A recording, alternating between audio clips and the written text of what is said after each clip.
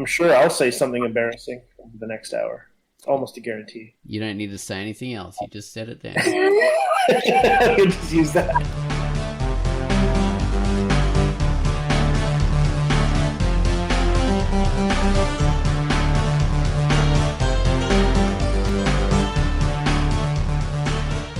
Hello and welcome to QUACKCAST 547.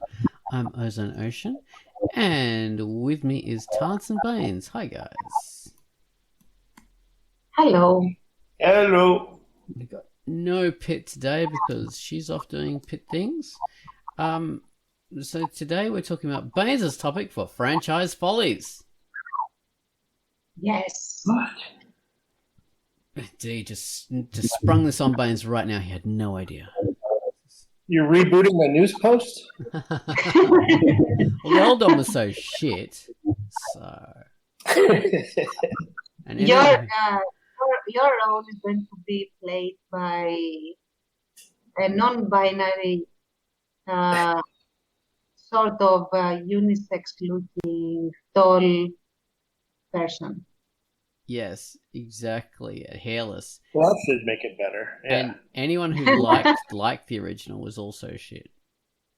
Which, Yeah. You know, they have to come to terms with how shit they are.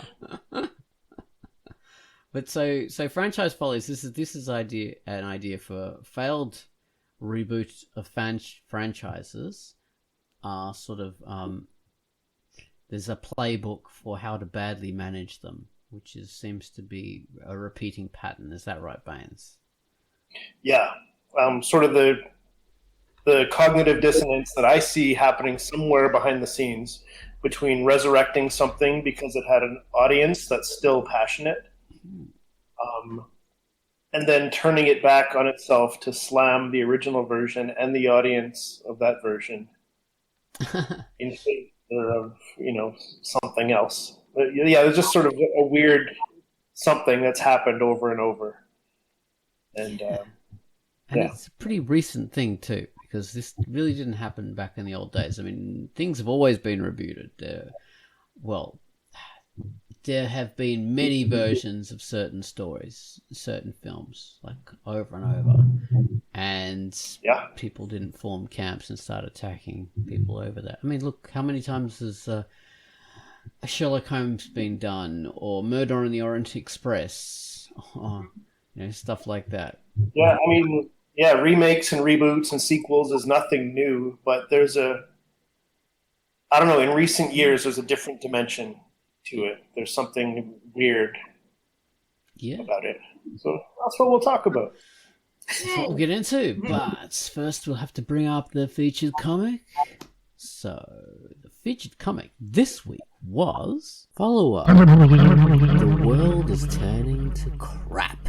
Things are slowly unraveling outside beyond the confines of the safe corridors of the secret biological military test facility. What's happening?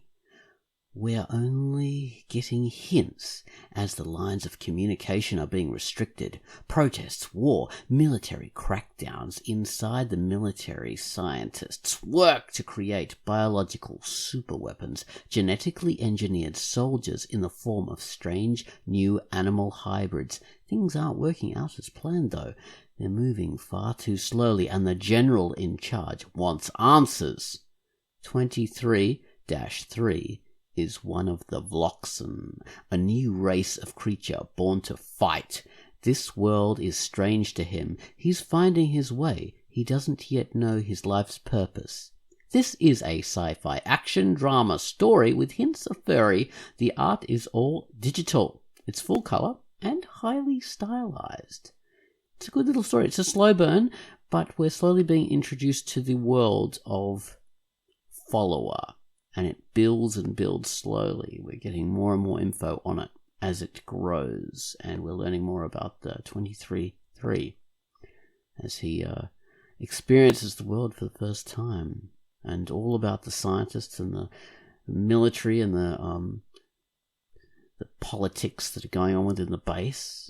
It's quite, tensions are running quite high. Anyway, I hope you enjoy Follower. This is a comic by Bug Bite, and it's rated T for teen. And that was the featured comic. I hope you liked that. Okay, so next up, we're going to talk about the featured music. Gun Wallace's feature for this week was the theme to Phantassos. Hot, dry desert. Orange sun, warm winds blowing, shimmering mirages, electric arabesque. This is a gloriously distorted, riff-filled trip into an exotic world of sand and dunes, with beautiful minarets rising out of the distance, sparkling in the harsh light. So take it away, Gun Wallace, with Phantassos.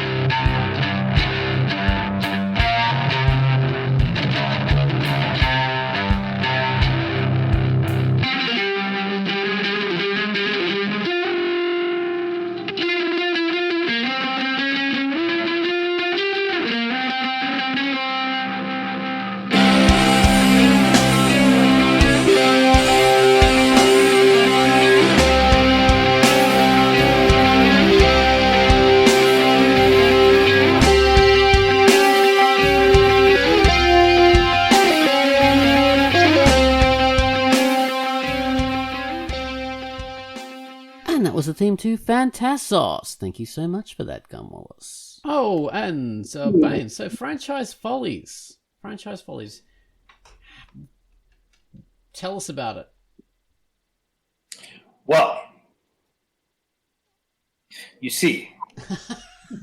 So yeah, we've been talking for a while now casually, so now I'm in mode. This idea was kind of about the repeating process that seems to be happening with franchises, like sort of quiet franchises that have kind of nothing new has been released, or they're just trying to refresh it a little bit, coming out, and a sort of tragic process of doing it unfolds, where they want to kind of create it because it has an existing fan base, and so it's less risky to invest the money in it. But then during the creative process, something gets turned around, things get changed so much that the appeal to the original fans is lost, and the thing changes so much, either accidentally or on purpose, that it doesn't really appeal to the original fans. And now the creators end up slamming the original fans when they complain, either before the thing comes out or after. And they start attacking those original fans who they were intending to court. And really? This becomes a big mess. Yeah. Not always. I mean, and like you mentioned, I think on the Patreon video, I'm not saying that making sequels or reboots is a bad idea at all. I think the idea of bringing back something people love is a good idea, really. But it can be done well, or it can be done really badly. Yeah. I mean, we did talk about the fact that in the past there have been many reboots of all sorts of things. They used this 7,825 million versions of Sherlock Holmes, The Three Musketeers, Robin Hood, Wuthering Heights, Miss Marple, so many different things, like Snow White had a Red Riding Hood. Pride and Prejudice, yeah. Emma. Lots of Draculas, yes. Frankenstein, Wolfman's, Mummy. There is even Pride and Prejudice with zombies. So it's not about reimagining it completely fantastically. That's not the problem. Yeah, exactly. All this stuff, it's been done, and there was wasn't this culture of attacking fans and when things didn't work and crapping over older versions. You know, you watch these older versions of the Lone Ranger or you know, Three Musketeers, Robin Hood, Pride and Prejudice, and the creators of that don't go, oh my god, we are so much more superior and progressive than the last version, which was absolute garbage. No one used to do that. This is a bit of a modern internet phenomenon. This the franchise follies. So yeah, it kind of started with Ghostbusters, as far as I can tell. Maybe it's got seeds earlier than that, but that seems to be where it kind of kicked off and went crazy with the 2016 Ghostbusters, and then on into Star Wars, which has been a huge thing. Just a pretty entertaining trash fire, I guess you could say. Well, yeah. I mean, so I mentioned this while we were just having a little bit of a chat, and that no one would have heard that the fact that the Ghostbusters thing. So we've got, it's popularly known as the Lady Ghostbusters. I don't even know what else it's known as. I can't even remember if they gave it a special title. But yeah, it wasn't a bad film in its own right. It was just, it had some serious issues, and that had nothing to do with females in, you know, the male roles. It had to do with that they couldn't decide whether it was a children's film or an adult raunchy film, and it had those two things in it that were just extremely fighting with each other, like this child thing, like in the the writing and the jokes, the humor was quite childish, and also the scenery and some of the props and that kind of stuff. You know, lots of toy looking guns and bright kind of flashy scenes and stuff like that. Very, very child focused. But then the humor was incredibly raunchy and sexual and sex based in just to a very high level. And these actors who are fantastic, I love all these actors in it, but they're also known for being extremely raunchy in their humor. So it just didn't know what it was, and that's the reason it failed, because it just didn't have an audience. It didn't know what its audience was, and the audience itself didn't know, you know, if it was for them, because you couldn't have children going, like they were advertising it towards saying, you know, this is a representation for little girls, but it's, little girls don't really enjoy humor about having cum all over their faces, which was, you know, what some of those jokes were like exactly about. So it was just wrong in how it was done, and that was the fault of the writers and the promoters and all that. So yeah, it wasn't the fans' fault. It wasn't the misogynist man babies. Like, no one likes the misogynist man babies. They were idiots. They made everyone look bad. The misogynist man babies made the genuine critics of the film look bad, because you couldn't give legitimate criticism for this silly film without being tarred with the same brush as these morons who were attacking it because they had ladies playing the roles, which, you know, there was nothing wrong with the fact that you had these excellent actors playing those roles, because they did a brilliant job, frankly, you know. And I say that having watched the film, and, you know, I did somewhat enjoy it. I just couldn't get around the fact that it didn't know what it was for. But every actor involved was just top notch in the job they did with it. So yeah, it was just a fault of really crappy writing. I would say the misogynist man babies thing was, I mean, kind of, it's sort of well known that those kind of people are a fringe. Yeah. But those types of criticisms were emphasized. Well, I mean, I'm talking about when the trailer came out, and it was the most disliked trailer in YouTube history at the time. And that's when you have a big backlash started. And probably there were like people in the public who were too harsh.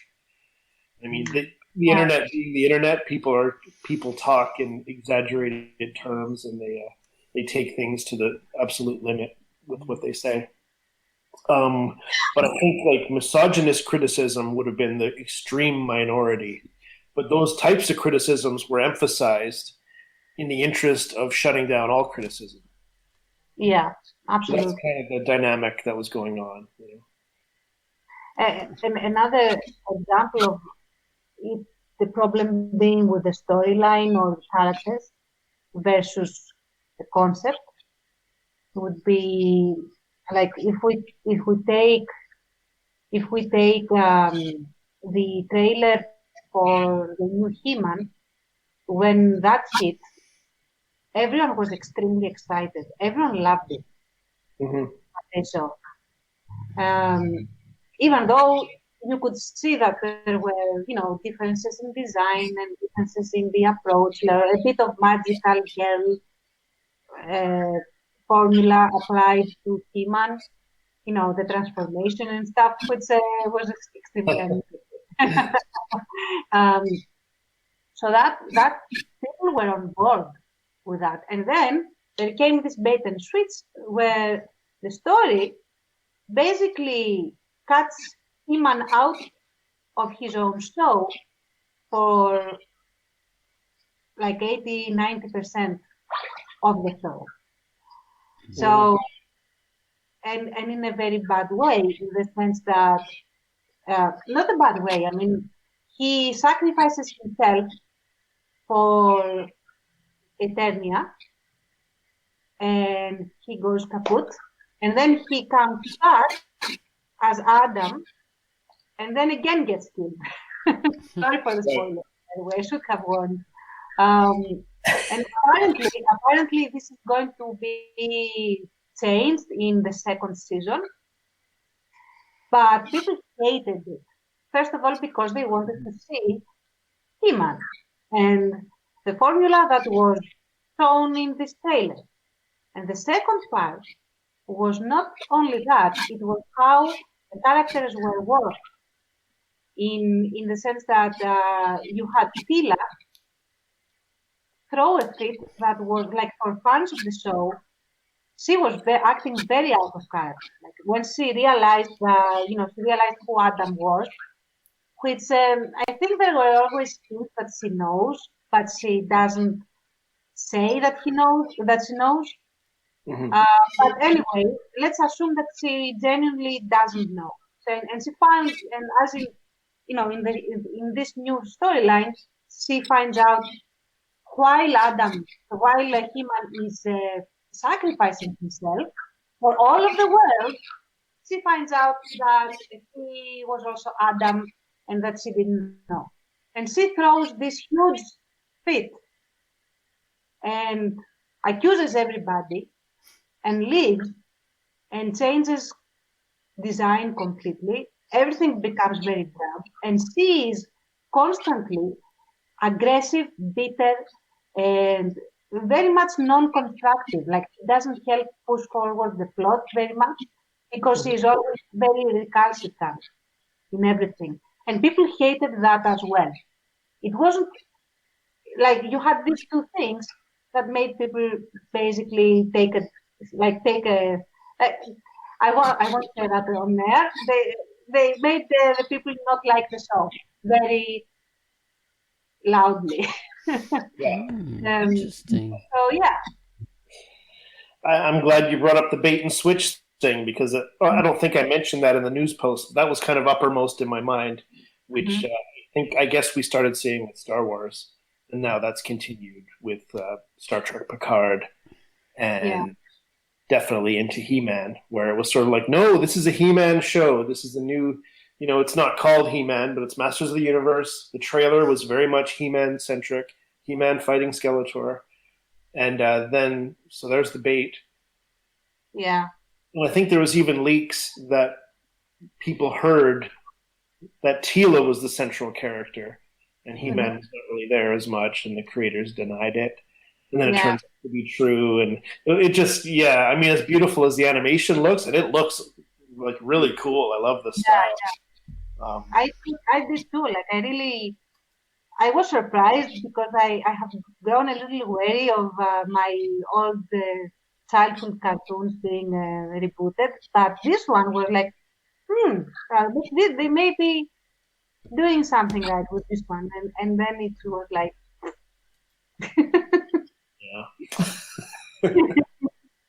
Yeah. and mostly I have to say that I didn't mind, and I know that this might sound heresy to some He-Man fans, but I didn't really mind that He-Man was cut out of the show early. But what I didn't mind, and I really didn't like, is how they worked Tila. I wanted to see Tila step in He-Man's shoes as the Tila that I knew, that she was a very sort of dynamic and supportive and positive person, and she would not be, like dismiss the fact that he sacrificed himself for everyone and focus on, oh, he didn't tell me and stuff. There were reasons why he wasn't telling that to everybody or to anyone, basically. So she would understand that, and she would be a lot more concerned with what he died for and to help preserve that rather than, want the world to burn because her friend did share this very huge secret that he had basically shared with nobody. So Yeah, I mean that sounds like it could have been interesting. Like it's hard to say, I guess, like, for the fandom in general, if the show had been marketed that way and set up that way, which you could have, because as I understand it, He-Man dies so early that it would qualify as a spoiler. Mm-hmm. Pardon me. Then I wonder if the fandom would have been okay with it. They might have been like, people might have like been into that. And especially like if she carries the legacy of He-Man, if she remembers He-Man and Adam especially, because Adam was her friend, and she remembers Adam and she remembers He-Man and she tries and she, like, in a sense that He-Man is present, quote unquote, through her, that would be extremely interesting. And if you are going to bring him back, don't kill him off in the same episode. Sorry. Right. And also have Tila true to the Tila character, like you were saying. Yeah. Exactly. Like just keep the core characteristics of her personality, and then go crazy with her. But reasonably recognizable. Yeah. And then because it's a heroic fantasy kind of thing, like, and sort of a positive sort of thing, mostly I would say you probably do bring back He-Man. He does end up alive. And then you have kind of final battle, everyone together. That sounds good, Bait and switch, a mistake. Big mistake to lie to people. Exactly. If you want a girl-centric story within a specific IP and setting, you can have that. It's just the packaging and the introduction and how you warm people up to it. I don't think there is an audience that will completely reject and not accept something if it's done well, with love and respect, with what has come before, because it is standing on the shoulders of that thing to do its own thing. Yeah. So. Then you think She-Ra was already the the crafted female-centric version of He-Man. You think, why would they change this one as well to do something that one was already doing? Like, seems a bit redundant, doesn't it? Well, considering that, historically they made She-Ra because they realized that a lot of girls were watching He-Man because they liked Tila and He-Man. That's why they made She-Ra, and then you had all the boys also watch She-Ra as well because it was a pair of franchises, and you watched both. That's what you did in the 80s. And so I think that maybe it's not such a far off jump to make a Tila-centric story because she was so important and she was so popular. But you need to know how to handle it. Like you need to know dynamics of these characters and the general trajectory of the franchise. And also, like you said those before, who you are writing it for. Is it for kids?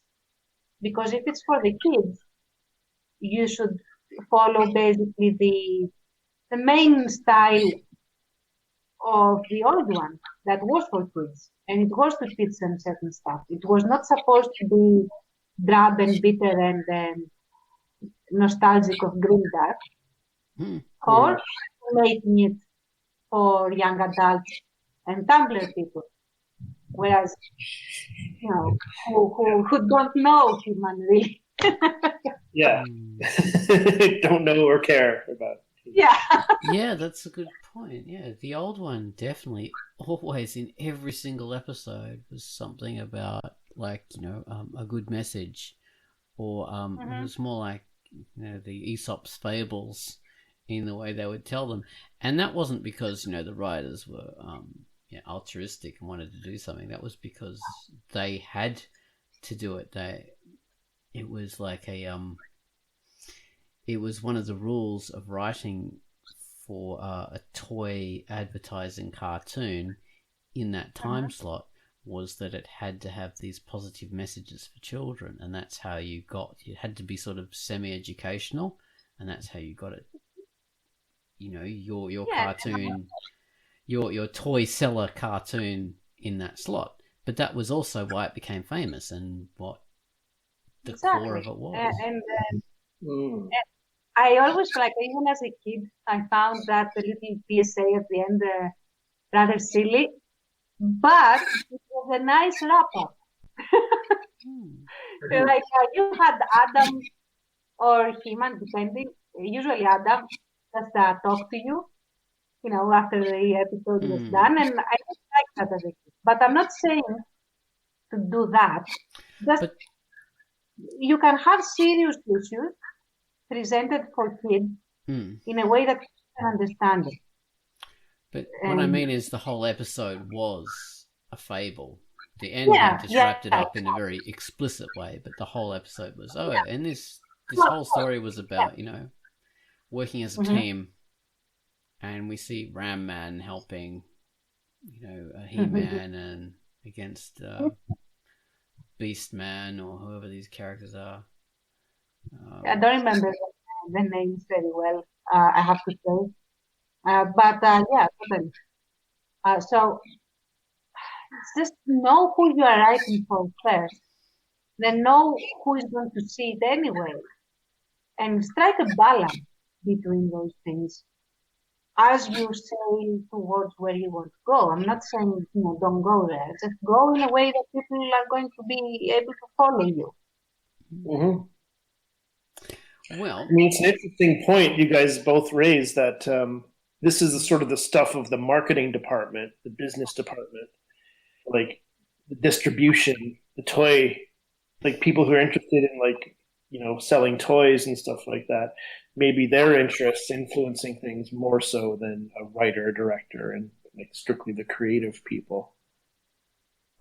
That's interesting how like they would have a lot of influence, and then maybe if they have less influence, creators aren't thinking about demographics and, you know, pleasing the most people possible, or like who is this for? Like, we want to sell toys, or we want to, you know, draw in an older crowd or whatever. I think, and that is my impression, I have no data to back it up, so just take it as my opinion. But I have this feeling that older school artists totally took that into account. You could see when they created stuff, even if it was not supposed to be, you know, for a toy promoting franchise, if it was for kids, they knew that they were drawing this for kids, If it was all audiences, it was for all audiences, and so on and so forth. But you seem to get this new sort of cohort, those I don't know, generation of artists that basically everything they draw is for them, which is legit. But when the audiences that they serve it to do not take it, they get insulted. Right. Like they don't realize that there is this cause and effect between things. It's like as if I'm making Without Moonlight. It's this horribly like a serious, grim story where everything usually goes south and stuff is like kids get beaten and people get shot, and there is like there is no upbeat situation there yet, and I would be insulted if people that are looking for a feel good fun adventure don't like it or don't come to get it. That's not reasonable. Yeah, exactly. You're not making it for all audiences and all tastes, and you wouldn't respond with vitriol if people didn't like it. But it's also for Without Moonlight, it makes more, and for any of us, it makes more sense to have that mentality of people who like what I like are going to like this, because you are making it for yourself. If you were doing Sailor Moon or some kind of franchise, and you were doing it, strictly your way, with no concern of what the franchise has been, it would be different. Yeah. You can be that sensitive and sort of auteur artist person when it's your own thing, but these people are doing it in pre-existing. Yeah, exactly. I remember there was this time where I wrote some fan fiction, and I did that for specific purposes. But anyway, I told myself, okay, I'm going to write this fan fiction, and it was Harry Potter at the peak of its popularity, and most of the fictions, like the fan works that existed at the time, were very self-indulgent, which is what fan fiction is for. Okay. Yeah. And everyone was out of character. You had people falling in love with completely weird other people. Harry and Ron. Yeah. No.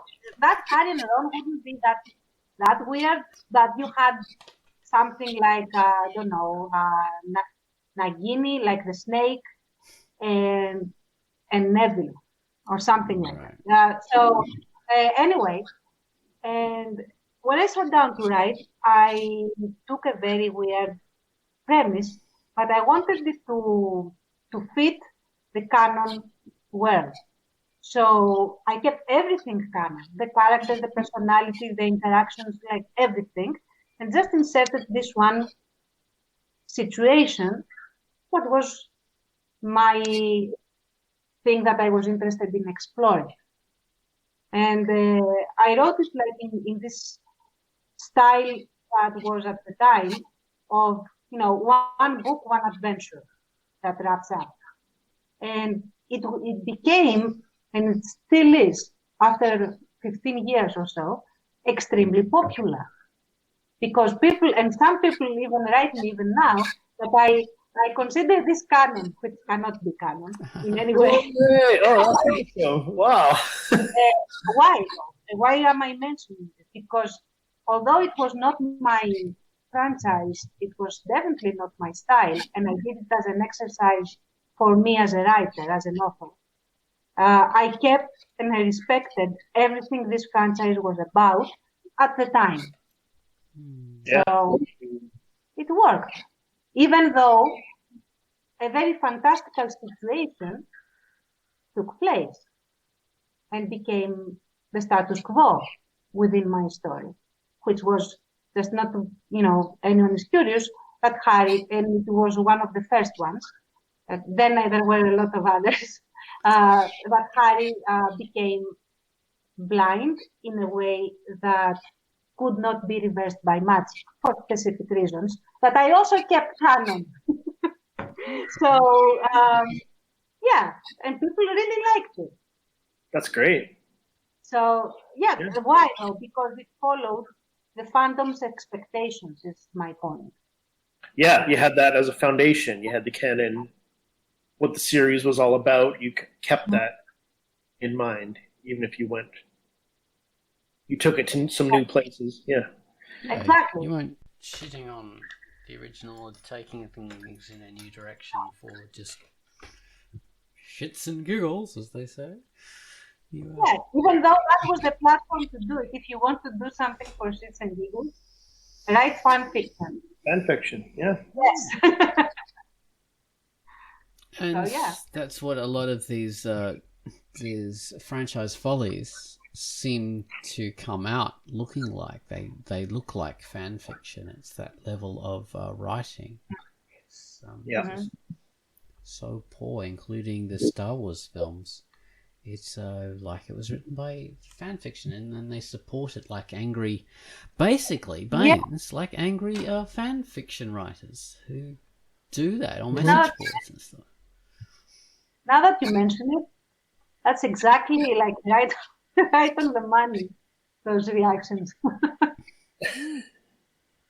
I remember I was just listening to a podcast about 50 Shades Dark, or something, the 50 Shades movies. And the people who were watching it were saying, oh, and yeah, if you you find in these archives, you can see where the writer did her original fan fiction for Twilight, I think it was. Yeah, her original Twilight fan fiction. And we've got to be careful what we say, because she apparently responds to everything. And she goes after people that mention the fact that she does the fan fiction and stuff. And that was apparently why the 50 Shades got so popular initially, because she was responding to every single comment on the fan fiction, and it raised her profile massively and made the work much more popular than it was. And then it got the eye of the publishers, and then it helped her cross over to mainstream, because she just got herself so popular through her engagement with anything anyone said about it. That's interesting. That's why I answer all the comments on my comics. Same.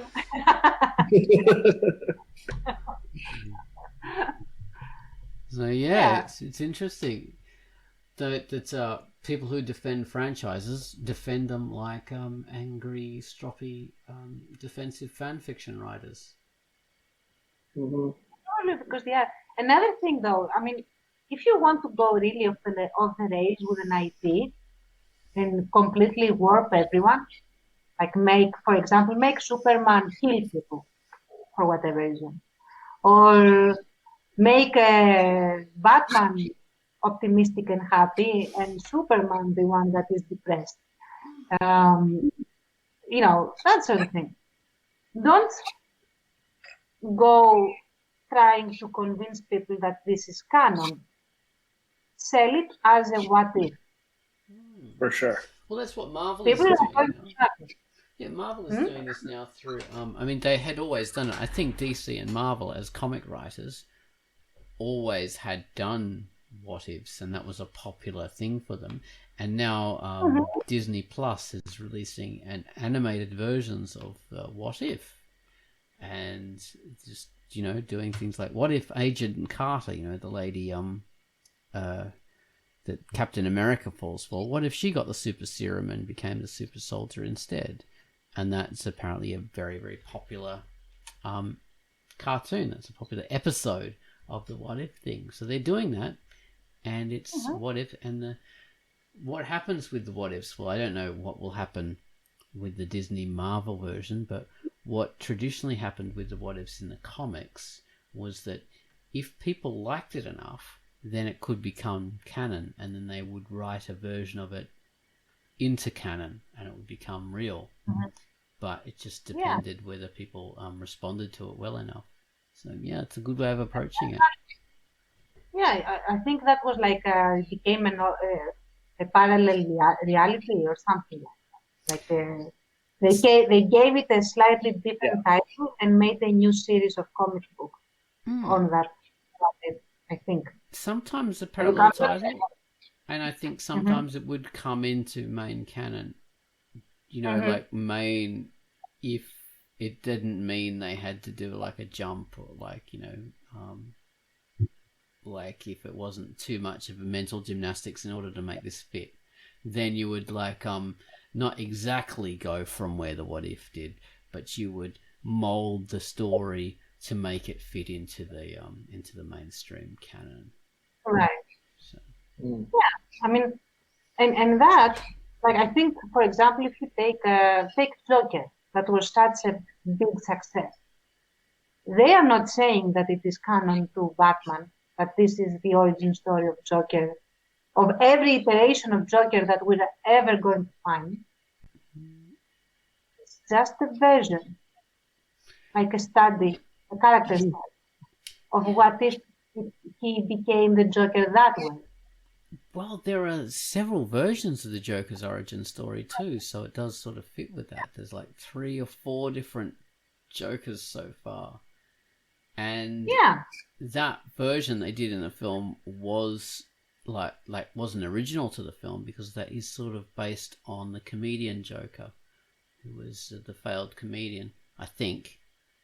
I haven't seen it myself. I just haven't been interested, to tell you the truth. I've seen it, and I really liked it. And it very much has influences from Taxi Driver and the King of Comedy. Yes, thank you, the King of Comedy. Yeah. So, but that I think is a good thing. I don't think it's because it was mentioned as a bad thing, like, oh, they are just copying this and that. Like, that's called an homage or an influence, guys. Let's get over it. It worked well. I liked it. But I didn't feel that this would be, okay, now this is canon now. This is how Joker came to be. I felt that this is a version that I like to think of as a possibility, but in different storylines and different Jokers are going to have different origin stories, if any. So, and that's how you can double and experiment without losing your audience and without needing to downgrade and downput everything else in order to preserve your version of things. Without crapping on the original and spoiling it. I mean, and like even when things fail, like say the Conan movie, the one they did with Jason Momoa. So that didn't do well at the box office. It failed for a number of reasons, but and a lot of fans didn't like it because it wasn't with Schwarzenegger as the early movies. But I haven't seen more than a few minutes because I didn't really get into it. But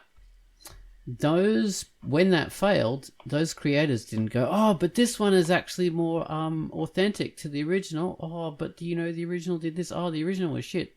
They didn't do that. They didn't go on the attack as a way of defending it. They just, bit the bullet. Yep, it failed.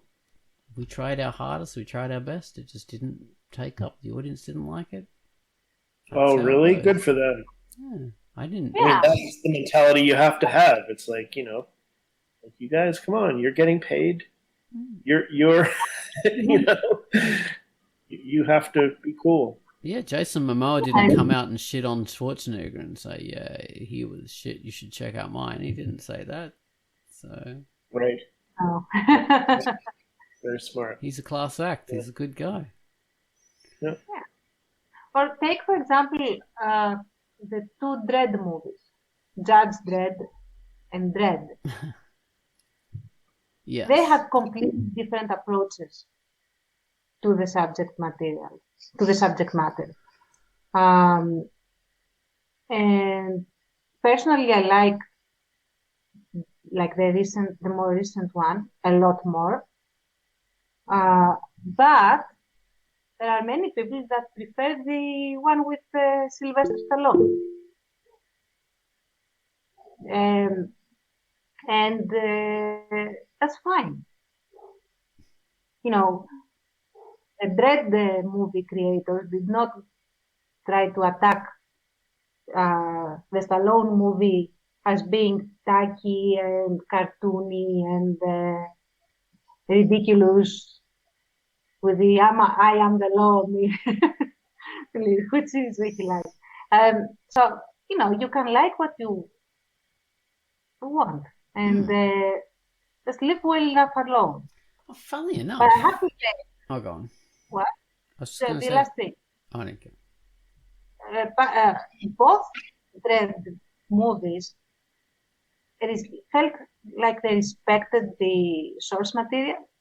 Like they liked it. They just had they underlined different aspects of it. They focused on different aspects of what there was to explore in this IP. Yeah, true. Like 2000 AD, Judge Dredd can be very grim, dark, and like very nasty. And the second film really sort of covered that the bloody, gory kind of grim, dark aspect. But it can also be incredibly colourful and hyper and comical and crazy, which is what the first film went for. So yeah, both of them, as you say, legitimately cover them. Though the second film tends to be more liked by audiences generally. I think there's a better like reception for it, but it didn't do as well in the box office as the first one. Probably because the first one starred Judge Dredd, and not Judge Dredd. It starred Sylvester Stallone, and it had other big actors, and it got better promotion, way better promotion than the second film, and it was a higher budget. So that's probably why it didn't do as well in the box office. So yeah, there was those kind of things, which means even though the second one is more loved, it wasn't as successful as the first one. But did the creators shit on the first one because of that? I don't know. I don't think so. At least I'm not aware of it. Yeah, only fans do. That's different. Again, fans are going to do what they're going to do. There's no stopping that. Yeah. And the first one had Rob Schneider, who should have been decapitated. Sorry. A few weeks ago or a couple of months ago, I heard about the new Pirates of the Caribbean. I don't know if it's going to happen, but they were talking about it. And whatever the reboot is going to be or the sequel is going to be, they were like people at the studio were like, well, we're going to make fun of Jack Sparrow. Oh. That's all. Oh. It's like, dude, that's a winning formula. Yeah, out of the gate, you're doing the same nonsense. Like, that's so dumb, Just go and for also, it. Like, Jack Sparrow is the only reason a series of really shitty Pirates of the Caribbean movies still floated. Like, that was the only reason anyone cared. He's the reason to watch, for sure. Yeah. I watched all of them, like binge watched them, and I hated the first one. I thought it was just a piece of bedknobs and broomsticks, really bad era of Disney, and it wasn't really done well. And I thought they got better as they went on. I had the reverse experience. I felt that the first one was a really legit, straight up fairy tale comic level, pirate story with an original, very entertaining character, and some bland ones all around. And then, like, the plot became so convoluted and weird, but I still liked the pirate. I was okay. fire. Interesting. They're all over the place, and like the running around after these different MacGuffins is crazy. I like the first two a fair bit, even though even from the beginning it was kind of bloated and kind of all over the place. I think the first one is more coherent than the second. Although I like the second. The second to me has one of the greatest cliffhanger. Like I love the ending, the cliffhanger ending of the second one. Yeah, I'll give it that. And the rest I have to watch again. I watched one of the later sequels because I think it ended the story of Elizabeth and Will. I wanted to see how that relationship resolved, so I was glad they resolved that in one of the later movies. But yeah, and a few I've missed. Yeah, I'll check them out. I like the one best when he's in like purgatory or whatever, and he's dragging the ship across this huge salt flat, and this such cool effects and cool concepts. So yeah, I liked different aspects, and when they had different like strong pirate characters. In the first one, there was only him, and it's really bland as shit British characters.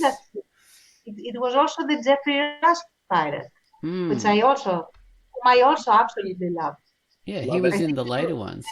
I liked him as Captain something, but starts with a B. Barbarossa. Barbossa, yes.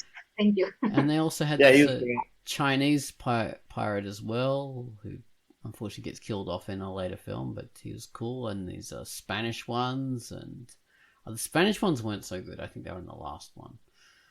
But yeah, I like the fact that it has more pirates, especially when they went to the pirate city or whatever it was, and there was the Keith Richards was actually in it. What's that? All the pirate. I said all the pirate stuff is good. I also like it. It's the story that uses me. But I also like the lady pirate that appears on occasion.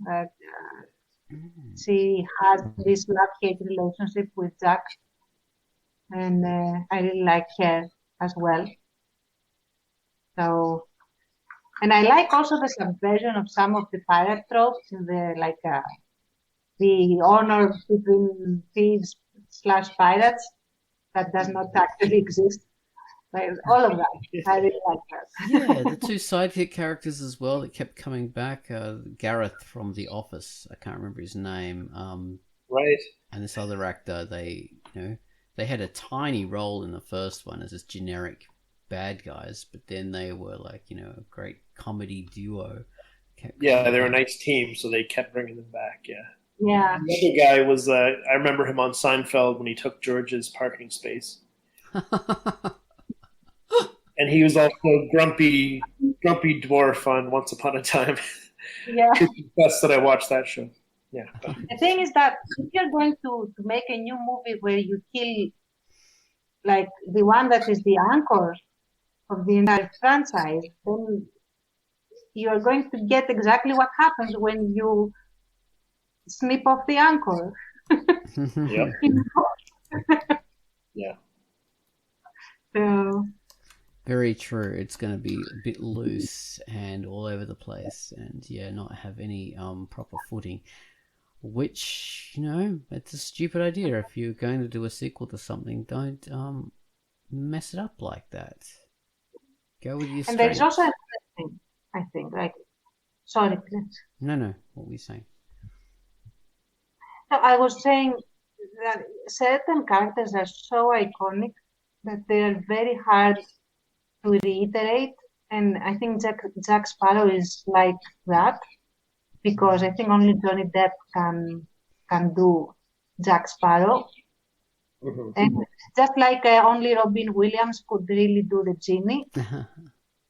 Yeah, pretty hard to redo unless it's decades in the future and we're all gone. Then maybe. But the best way to go about this thing is to just completely reinterpret in some other very strong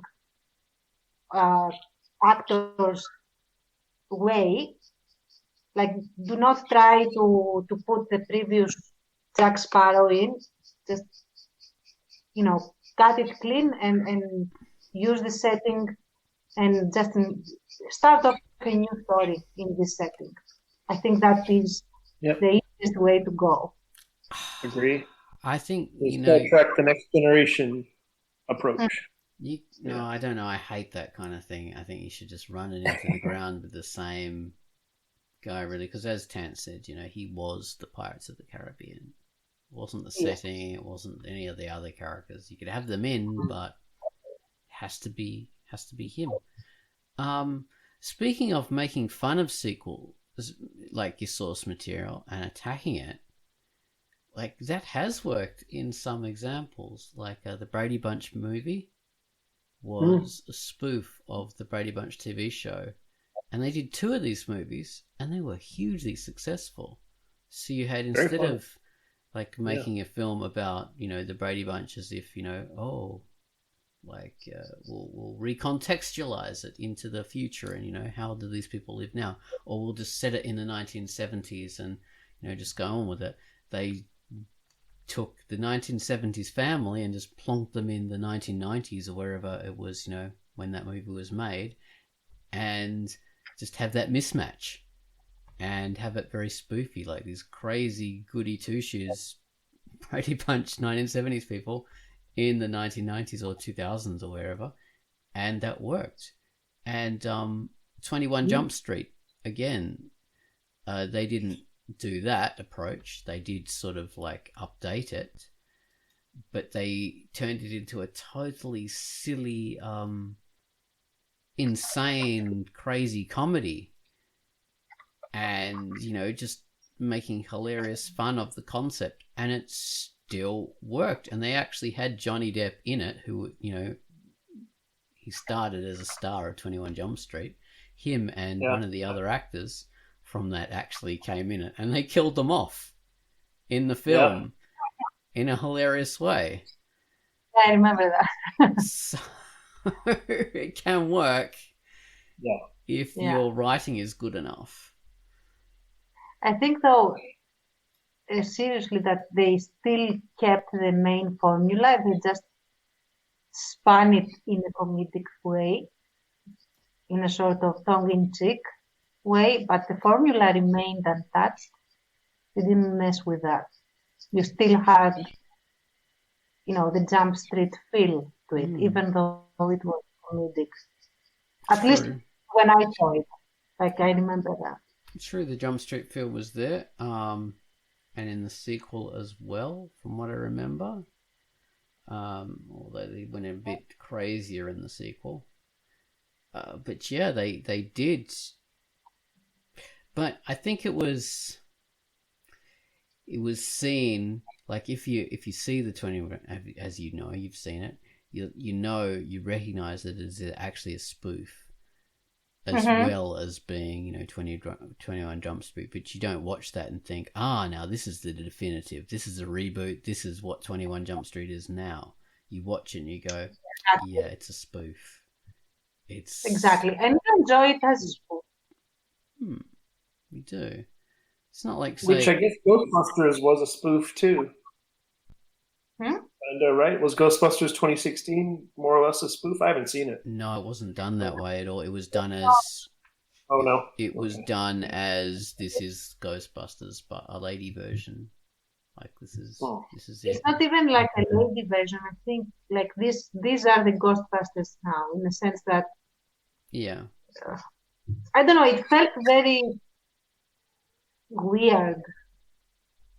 It had a very weird vibe to it. I don't know why. I also couldn't finish it, so I haven't seen it to the end.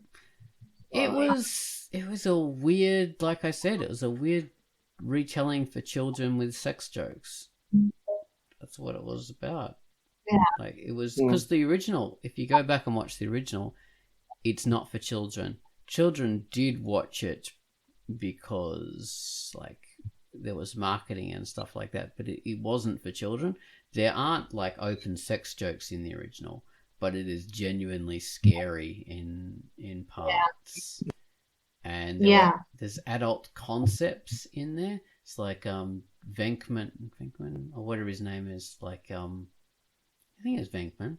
So his thing is like he doesn't really believe in the supernatural. He's only doing it to sleep with women, and that's, you know, incredibly obvious. But they don't specifically say here. You know, he doesn't say I want pussy or make, you know, really kind of crude, crass sexual comments. Yeah. But that's what he's doing it for, and he's being a sleaze. And there's kind of sexual things in there that like the Sigourney Weaver and that other actor, what's his name, Rick Moranis, like I am the keymaster, I am the lock something, you know, so like yeah, all that kind of stuff, but it's not explicit. Exactly. And there's another thing. Back in the day, what was kid friendly is not what is kid friendly now. In the sense that there was a lot of material produced that was considered okay for kids to watch, even if it was not marketed for kids, it was considered okay for kids, let alone stuff that was marketed to the children demographic that today would get at least a PG 16 or PG 14 rating. So yeah, kids did watch it, but it would be like if you had it now, coming out now, it would not be for kids at all. What I'm trying to say is yes, that's true. Back in the 80s, standards have changed. As kids, we were subjected, or we had the opportunity, take it as you like, to see a lot of messed up stuff. we watched RoboCop, which was terrible. I mean, it's a fantastic and clever film, but it is just not for children at all. But we did watch it as children, and we were we experienced that. But that original Ghostbusters, not for children. Children did watch it because standards in the 80s were slightly different.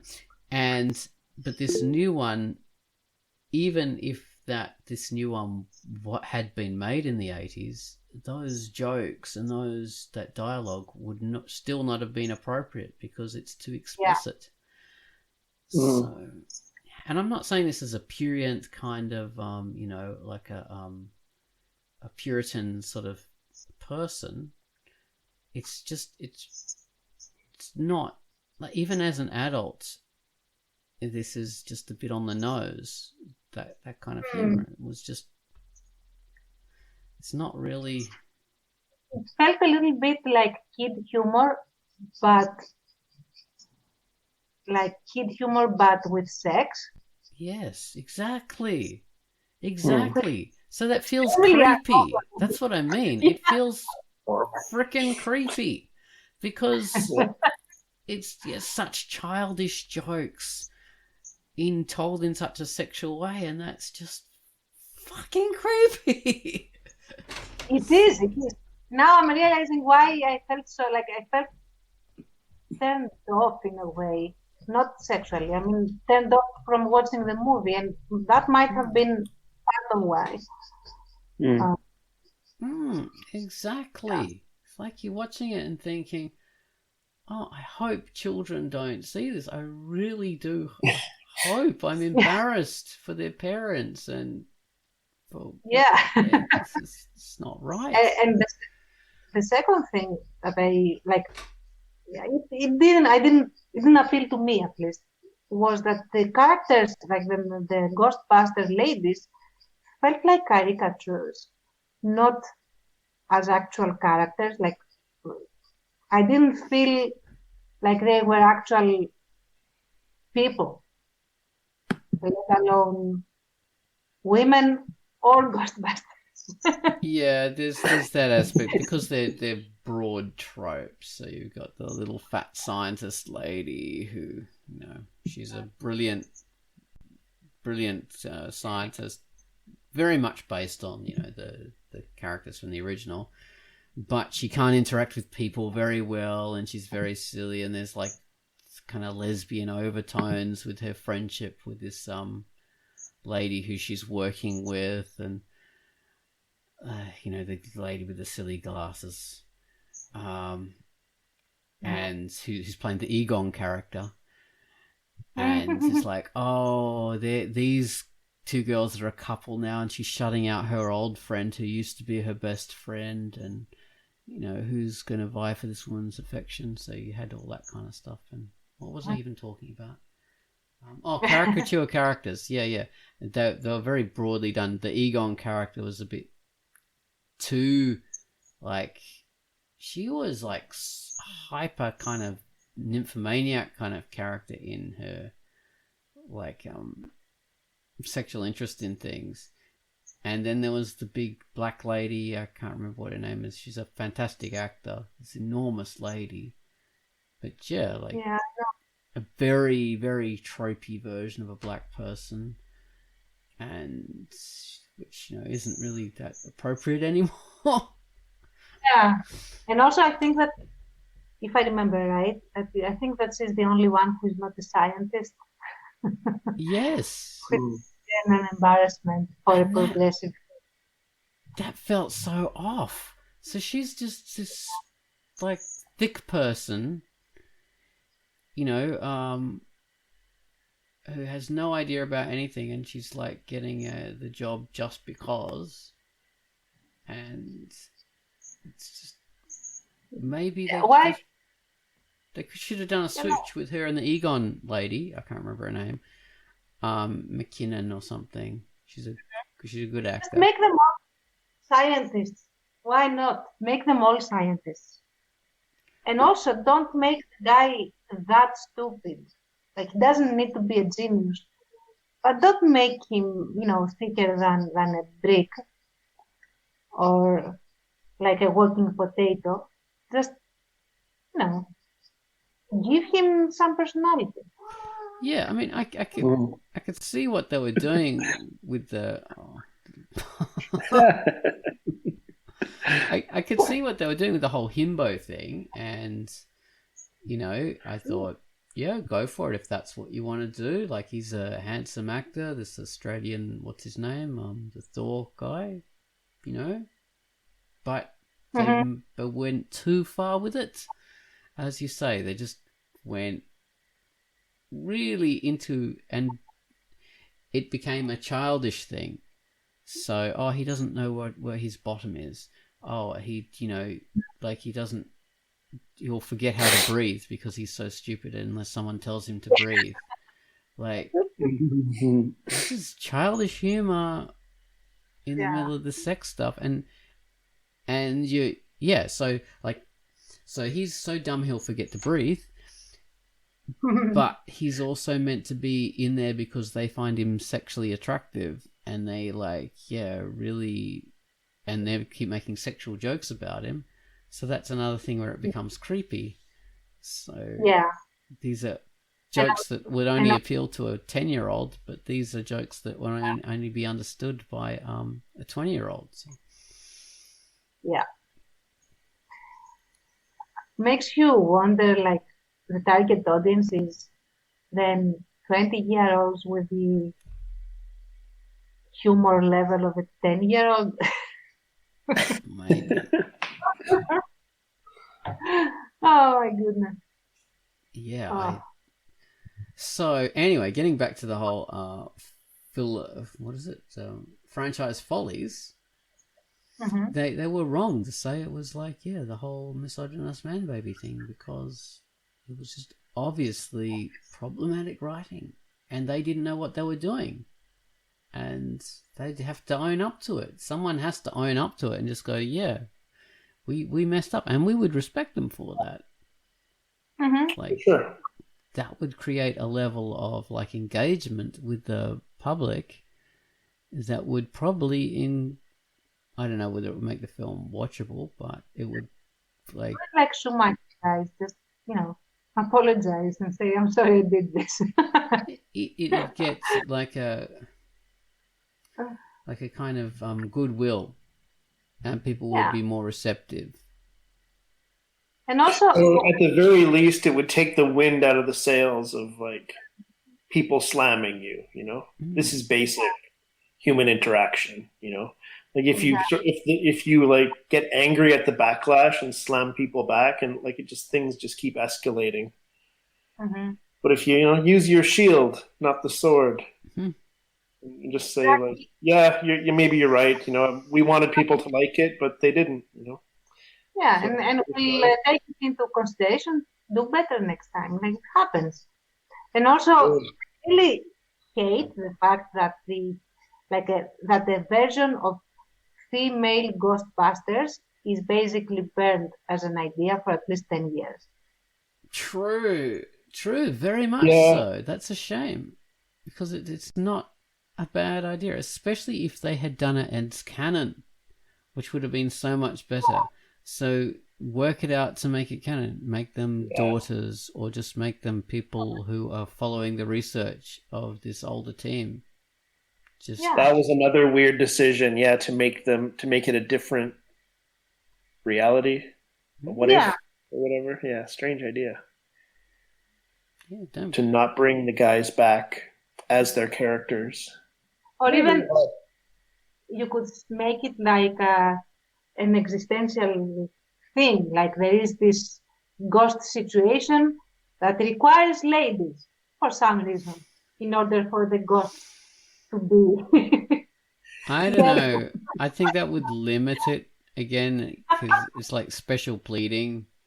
It would make it. Because they could just go out, and you could have the whole team going out specifically to find women willing to become Ghostbusters. And not having that be very easy.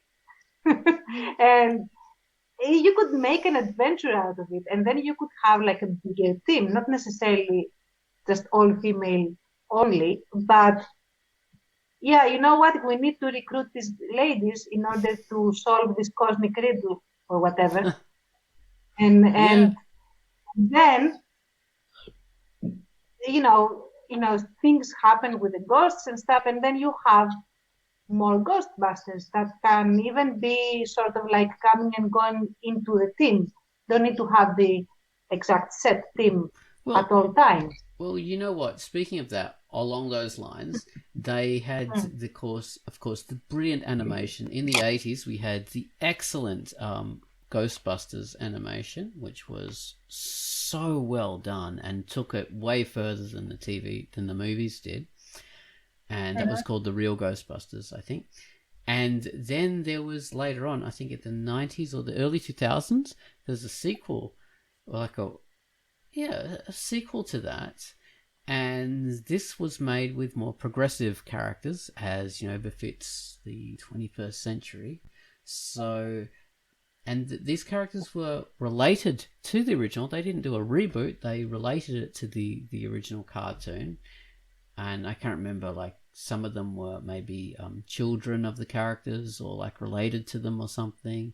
But instead of having the four main males, as this is exactly what you're talking about, we had, so there's a female Ghostbuster now, there's a Ghostbuster in a wheelchair, there's another black Ghostbuster, and some other one I can't remember.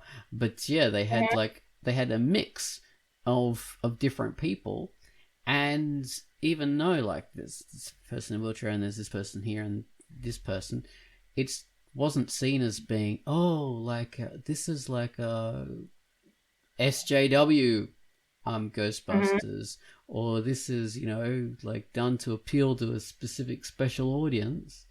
It was just so well written that it all fit and it worked, and it had better representation. So there are ways to do it. And it was a bigger team, because you still had the original characters floating around in that world as well. So, as you say. There you go. Yeah.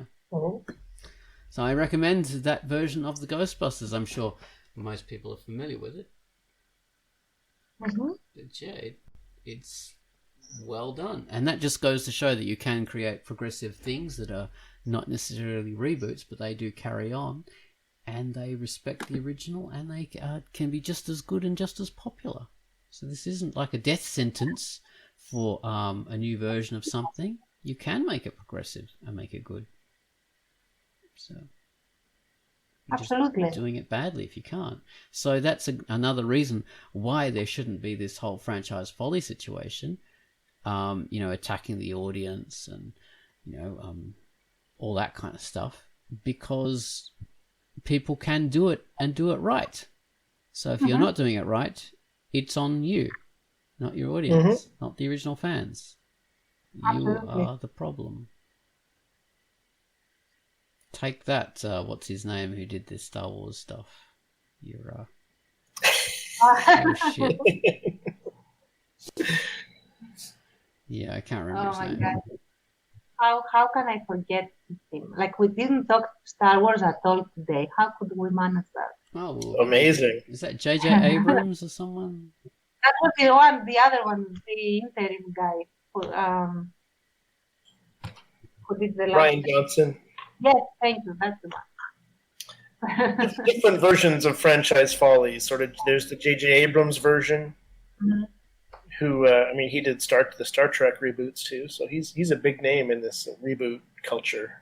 Yeah, in the Star Wars thing, the first movie of the Disney trilogy was well received. People liked it. They liked the lead. They liked the black guy. They liked the sort of, the undertones of various sexual relationships. Like, they liked everything.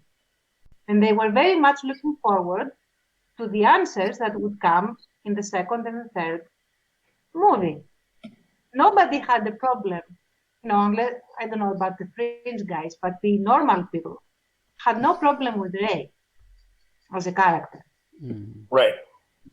The problem came when they introduced Luke Skywalker as a weird, warped, changeling version of himself. So that's where the problem. And the killing of... that's where you got the kind of deconstruction and slamming your own past and turning him into such a horrible version of himself. With, as Tense has said on other episodes, like with no indication of how that happened and not showing how that happened. Oh, it God, just yes. it's horrible. Well, we can't get into our Star Wars black hole, so we'll save ourselves from that. So we'll end the QUACKCAST now. This has been a really cool QUACKCAST. The QUACKCAST number 547, Franchise Follies. Good stuff. Awesome. Thanks, y'all. I always wave even though nobody can see me. I don't know why. Bye-bye, everyone. Bye-bye. Bye.